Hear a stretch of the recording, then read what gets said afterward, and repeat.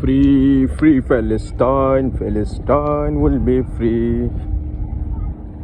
আজকে যদি এই ভাসমান একটা নৌযান পাইতাম, সেই সুদূর গাজার পথ যদি হতো আমাদের এই ছোট্ট বাংলাদেশ থেকে প্রশস্ত, আজকে সেই গাজার প্রাণবাহী প্রটিলা নৌযানের সঙ্গী হতাম, চলে যেতাম সেই গাজার ক্ষুধার্ত শিশুদের তরে খাবার বিলি দেওয়ার জন্য নিজের সর্বোচ্চটা দিয়ে।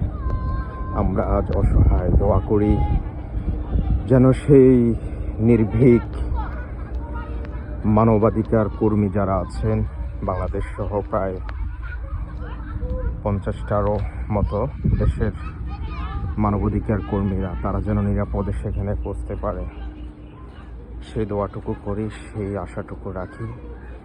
আমাদের সর্বোচ্চ জায়গা থেকে, সর্বোচ্চ চেষ্টা থেকে, প্রতিবাদের থেকে, সব জায়গা থেকে আমরা চাই আমাদের সর্বোচ্চ চেষ্টা দিয়ে আমরা আমাদের কণ্ঠস্বরকে প্রতিবাদী উচ্চস্বরে আমরা বেগবান থাকি। Free Palestine, Palestine will be free. আমার মন পড়ে আছে সেই গাজাগামী সেই নৌবহরের দিকে, যারা এখনো গাজার মাটি স্পর্শ করতে পারেনি। অনেকে অনেক কথা বলতেছেন, কি হবে, অথবা এটা লোক দেখানো, অথবা এখানে অনেকেই মন্তব্যের অথবা বিশ্লেষণের ঝুড়ি নিয়ে আসতেছেন। আপনি কি করতে পারছেন? আপনার চেষ্টা কতটুকু? আপনি তাদের জায়গায় কি যেতে পেরেছেন?